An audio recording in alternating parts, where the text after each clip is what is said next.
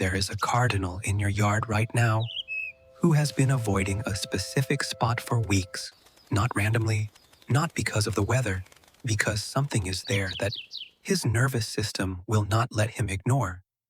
And the thing that is keeping him away is something you put there, something you probably think of as completely harmless, something you may have even put there specifically for the birds.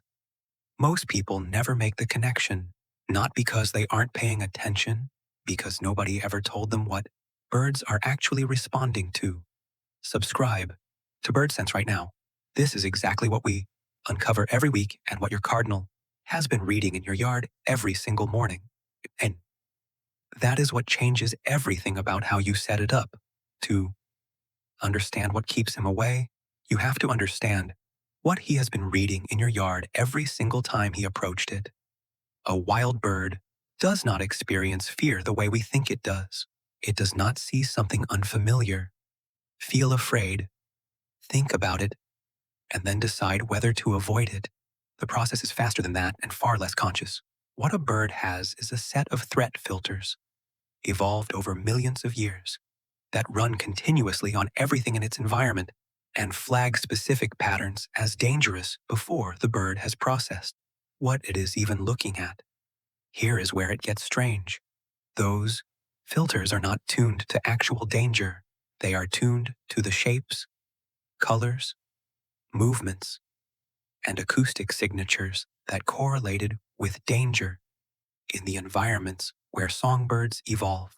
And that is a critical distinction because it means a bird can develop a persistent fear response to something that has never once actually harmed it, simply because it matches a pattern that the threat filter was built to flag, and the cardinal at your feeder has been running those filters on every object in your yard since the first morning he arrived. The most well-documented trigger is shape, specifically the silhouette of a predator. Research on innate predator recognition in songbirds has found that many species show instinctive alarm responses to specific silhouette shapes, even on first exposure, with no prior experience of actual predators. The classic study involved presenting young birds raised in complete isolation, with cardboard silhouettes of different shapes moved overhead. Hawk-shaped silhouettes, short neck, long tail, spread wings, produced immediate alarm responses. Goose-shaped silhouettes, long neck, short tail, did not. The birds had never seen a hawk. The response was not learned. It was built in. What this means for your yard is specific and uncomfortable. Any object in your yard that produces a hawk-like silhouette, certain garden ornaments, wind spinners with spread wing shapes, decorative owls, large dark flags moving in the wind, is potentially running that threat filter every time a bird approaches the area around it. The bird is not making a choice to avoid it. The filter is flagging the pattern, the alarm system is activating, and the bird is gone before the conscious assessment even completes. The second major trigger is movement, and this is where most people are most surprised. Birds are exquisitely sensitive to movement in their peripheral visual field. This is not a choice. It is a survival mechanism so deeply embedded that it operates below the level of conscious processing. A sudden movement at the edge of a bird's visual field triggers an immediate startle and flight response before the bird has any idea what moved. Repetitive, unpredictable movement, the kind produced by wind chimes, hanging spinners, reflective tape, and certain types of garden decorations, creates a sustained low-level alarm state in birds that visit the area. The movement keeps firing the threat detection system without ever resolving into an identifiable, safe object, and a bird that cannot resolve a threat into something knowable will not stay near it. But researchers found something they didn't expect. Research on the effectiveness of bird deterrence has documented that reflective tape, predator eye balloons, and moving spinners work precisely because they exploit the same threat filters that keep birds away from actual predators. They are designed to make birds permanently uncomfortable in a specific zone, which means the bird deterrents that garden supply stores sell are built on the same mechanisms that may be running on your decorative wind chimes and your reflective garden balls right now. The objects you put there, because you thought they were beautiful, are doing exactly what a product designed to repel birds does. The third trigger is color, and this one is the least intuitive. Most people assume that bright colors attract birds, and for feeders, this is partially true. But color also operates as a threat signal, and the specific colors that trigger threat responses in songbirds are not random. Research on predator coloration and bird alarm responses has found that high contrast patterns, particularly combinations of black, white, and red, trigger significantly stronger alarm responses in many songbird species than solid colors do. This is because high contrast patterning is associated with warning coloration in the natural world. Wasps, certain snakes, some toxic prey items. The pattern itself is a signal, and birds that evolved to respond to it quickly had better survival outcomes. This means certain garden ornaments, decorative items, or even clothing you wear regularly in the yard may be running the warning coloration detector in your birds every time they see it.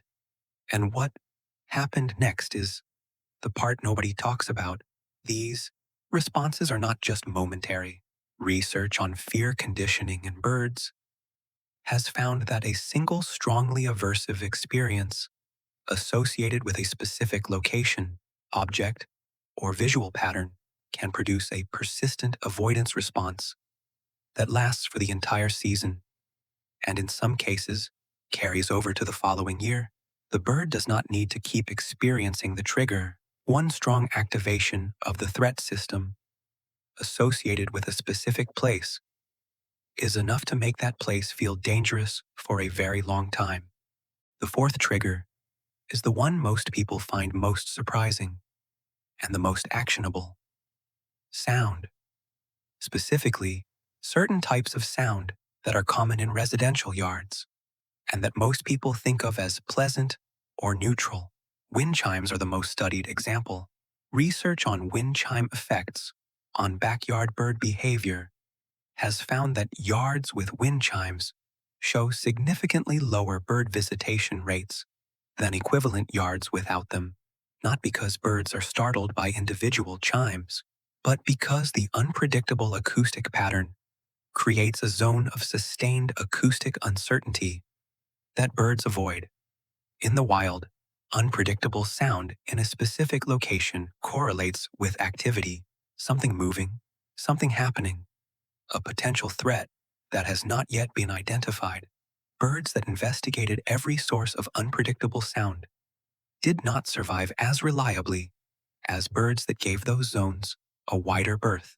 The result is a nervous system that treats acoustic uncertainty as a low-level threat signal, which means the wind chimes you put up because you find them calming may be one of the primary reasons your feeder traffic dropped after you installed them. So, what do you actually do about this?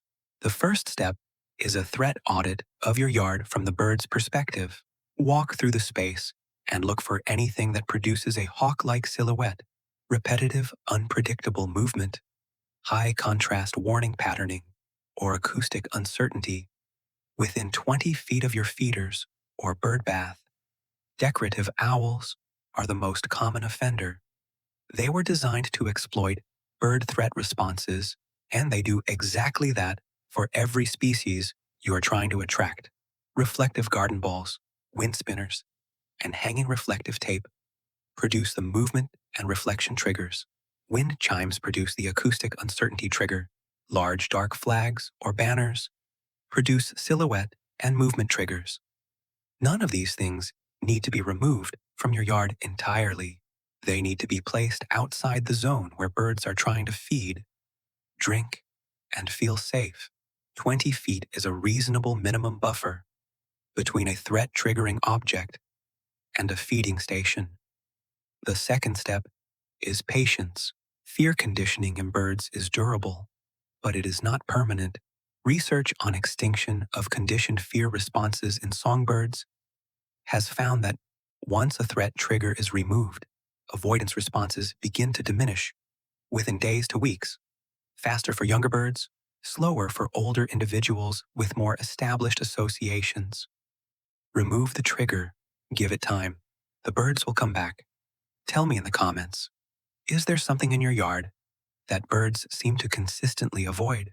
A specific spot where they never land? A feeder they circle but never use?